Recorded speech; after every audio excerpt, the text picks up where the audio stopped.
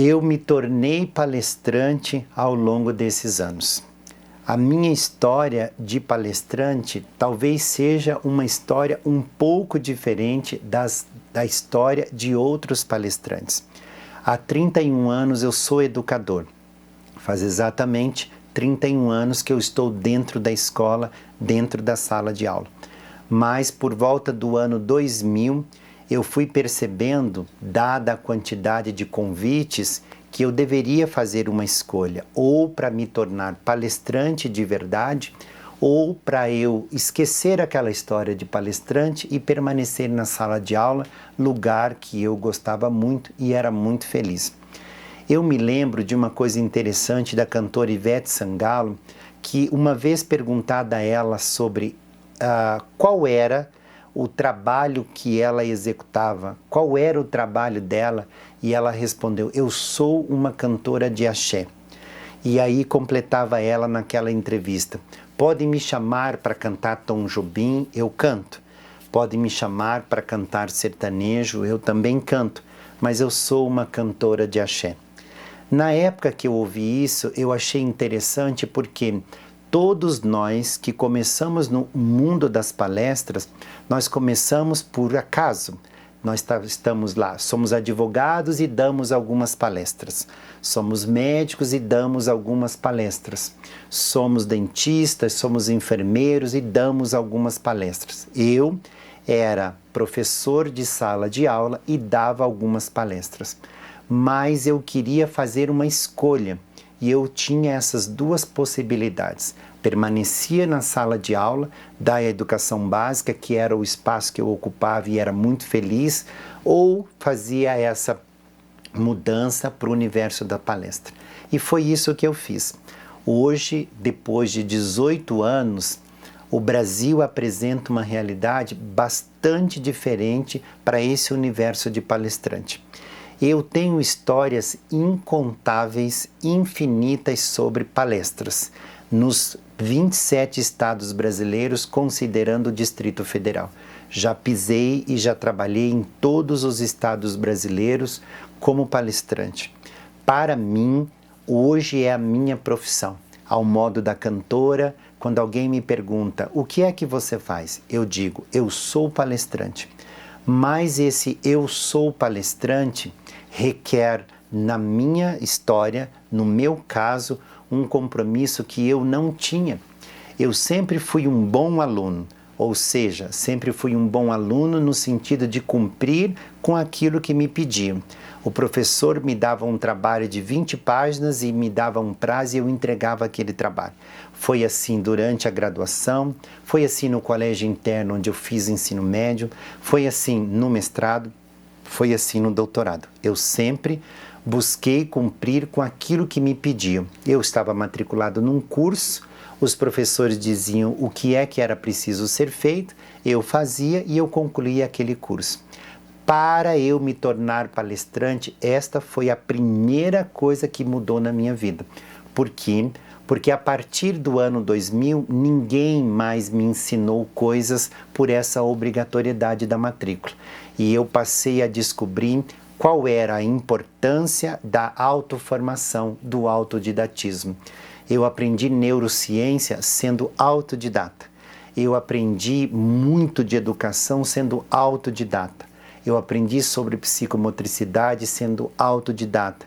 Eu aprendi as maiores teorias que eu domino hoje, as que eu domino, sendo autodidata. Na época que eu comecei a ser autodidata, não existia tantos recursos como hoje. Computadores, sites, plataformas e uma série de possibilidades de acessar textos e livros que nós não tínhamos no final dos anos 90. Hoje, eu posso dizer que eu sou palestrante 24 horas por dia, porque eu penso como palestrante, eu escrevo como palestrante, eu ando como palestrante, falo como palestrante e sinto como palestrante.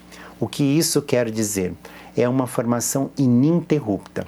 Hoje eu estou completando mais ou menos 10.000 publicações nas redes sociais, eu tenho 10.000 posts nas redes sociais. O que quer dizer que se existe 365 dias por ano e eu tenho 10.000 publicações e 19 anos de rede social, eu fiz praticamente uma publicação por dia, às vezes mais de uma publicação diária, todas elas autorais.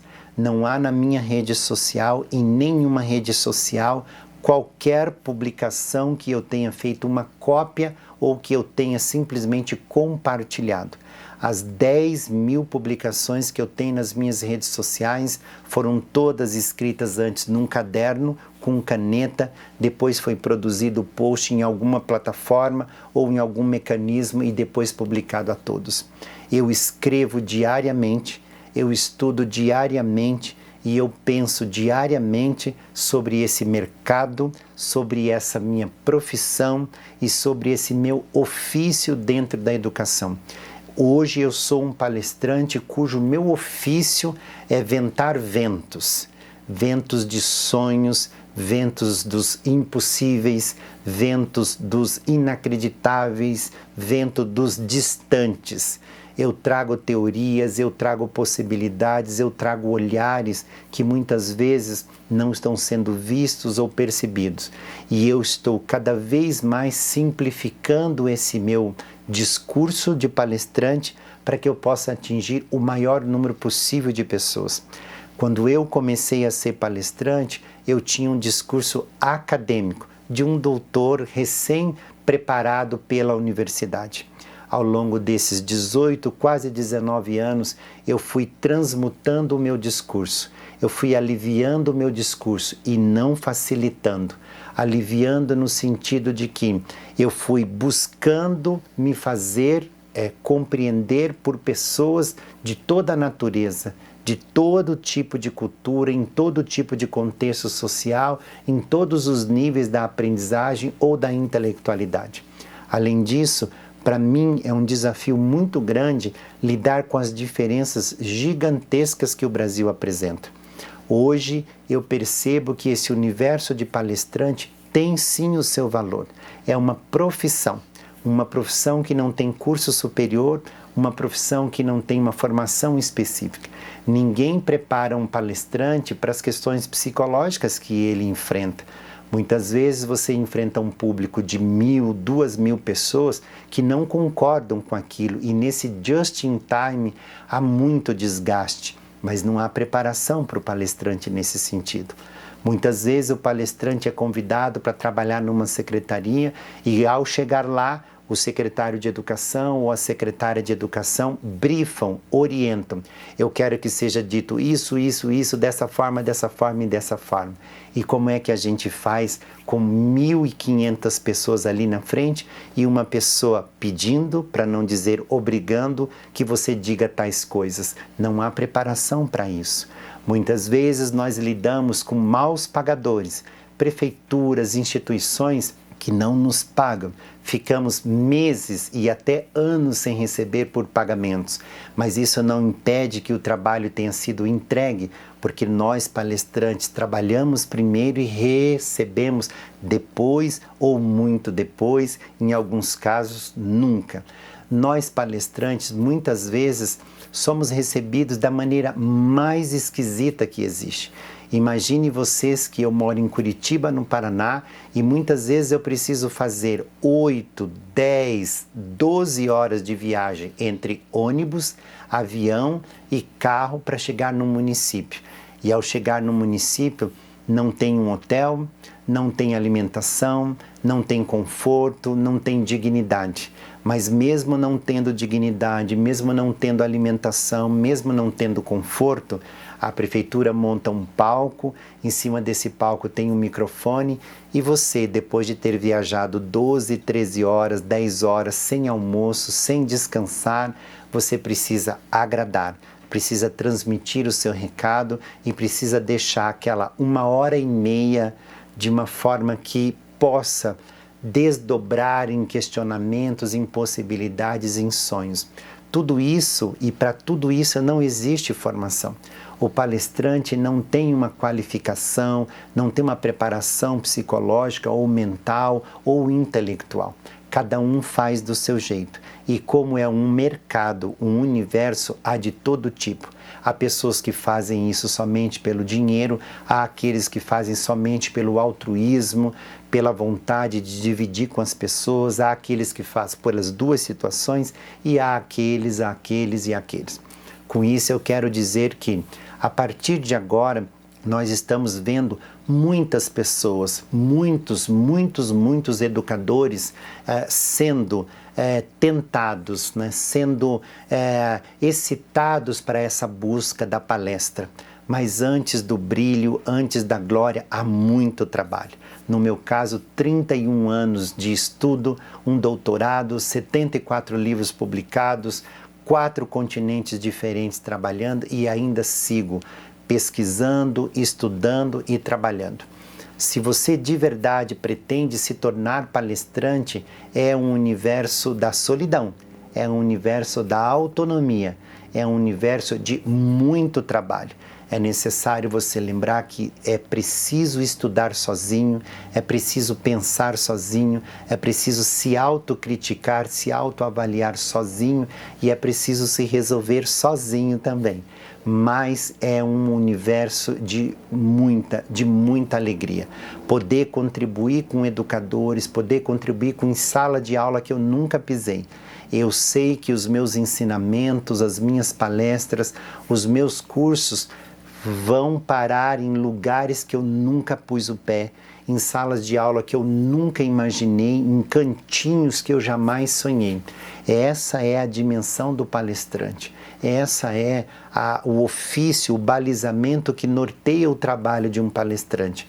Mas é muito importante lembrar da responsabilidade que há por detrás dessa profissão, do estudo ininterrupto, da ética e, sobretudo, da valorização para uma profissão que não tem reconhecimento oficial. Eu busco e acredito que tenho encontrado muito dessa valorização e desse respeito, mas atrás de mim vem uma outra geração de palestrantes que eu não sei o que pensam, não sei como eles agem, porque não sou eles. Eu só posso dizer da minha geração, dos amigos que começaram comigo e muitos já se foram. Muitos amigos palestrantes que lá no final dos anos 90 começaram comigo esse trabalho de viajar pelo Brasil afora, eles já não estão por aqui. Mas sigo eu, assim como segue comigo tantos outros amigos queridos, trabalhando como palestrante.